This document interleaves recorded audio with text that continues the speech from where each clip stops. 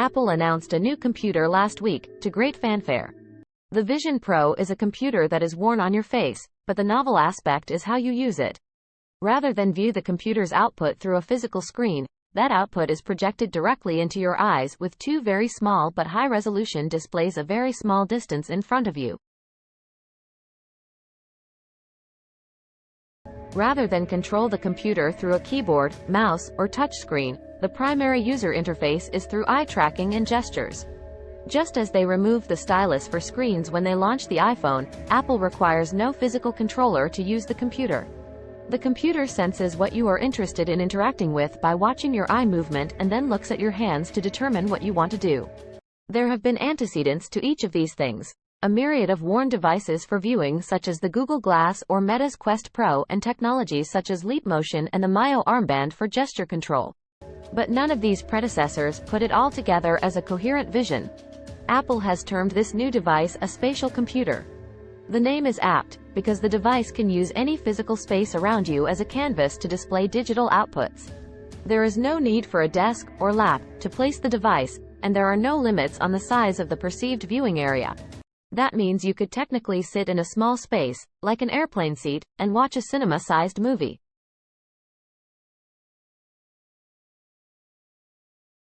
What should you be aiming to do with a spatial computer?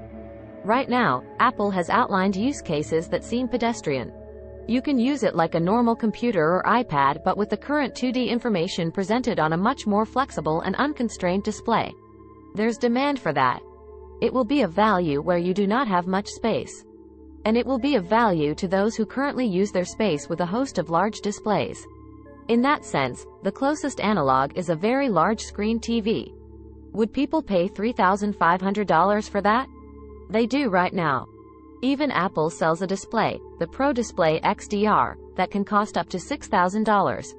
From that perspective, it is easily in the cost ballpark for current use cases.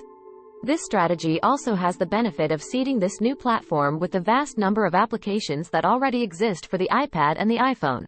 A better and more convenient display for 2D content, however, does not appear to justify the technological and R&D weight that has gone into the Vision Pro. The real question is whether this device can lead to the augmented and virtual reality applications that would justify strapping a computer to your head. It certainly has the technical capabilities to do so. The Vision Pro can display 3D objects in your current space or even transport you to new spaces.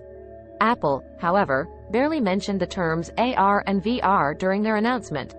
In doing so, they drew a line people have not drawn before. This is no AR or VR device or technology. The technology is a spatial computer, and if there is a role for AR and VR, it is in applications that run on a spatial computer. Let's review those concepts. Augmented reality, or AR, involves taking the environment around you and changing your perception of it. Google Glass did this by showing you notifications via smart glasses. The Vision Pro does this by placing 2D displays in that environment and fixing them so that when your head moves, the display does not. It appears to be there in your current environment. This is achieved by passing a very accurate video of the real world through the device to you. You don't see your environment directly, but you think you are doing so.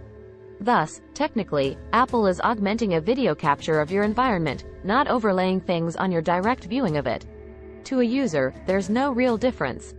Virtual reality, or VR, involves taking the user and immersing them in a virtual environment.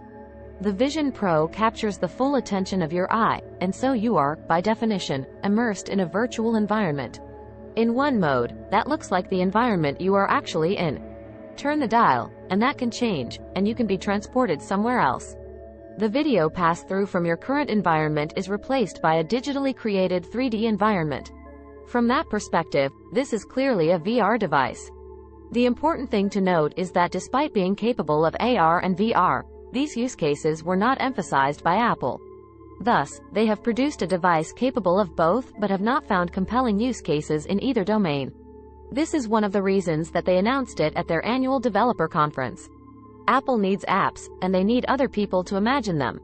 In a recent paper, we outlined what we believed were the ways that AR and VR apps could add unique value. Beyond gaming and entertainment, our focus is on economic uses, specifically, those that would increase users' productivity. In this respect, we ask, which AR and VR applications can create real value by assisting users in making better decisions? For someone looking to build applications for the platform Apple has created, understanding the possibilities is crucial. Most decisions involve some degree of uncertainty. Information is the cure for that, allowing you to know more and, therefore, make fewer errors. But there are two aspects to using information in decisions. First, you need to have the right information available. Second, you need to have the cognitive space to distill and parse that information for usefulness.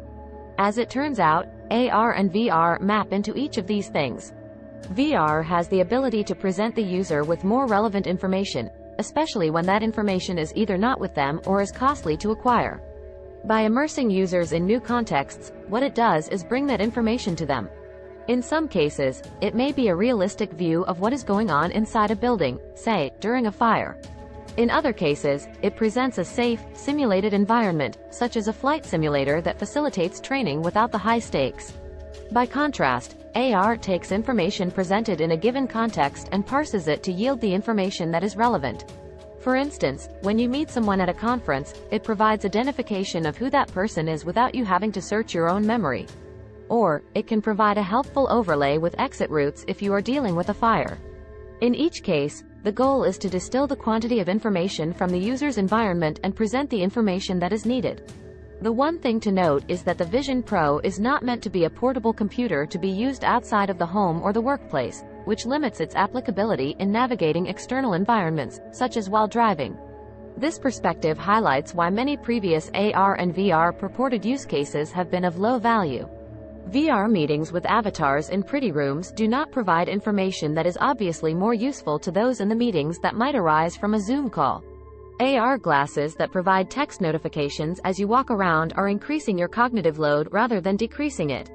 Our framework suggests that the best use cases will be in contexts where it is normally expensive or dangerous to get information, highlighting the value of VR, or where the environment is so complex that the value of digital overlays to clarify it via AR is high, or both. Think applications like prototyping the design of a new aircraft or building, or assisting in remote medical procedures. The Vision Pro exhibits capabilities of being able to do each of these things, but the job of experimenting and designing for these use cases has been left to others. Developers looking to profit off the platform Apple has created would do well to focus on applications that provide users with hard-to-access contextual information at just the right level of detail. This is par for the course for Apple when they first introduce a device. The iPod was a digital Walkman. The iPhone was a connected iPod. The iPad was a bigger iPhone. The Apple Watch was a better smartwatch. And the Vision Pro is an unconstrained 3D screen. In the previous cases, the device is outgrown and becomes more than that initial use by enabling developer innovation. The Vision Pro is a welcome new experiment along a well-trodden path in computing. Thanks for watching.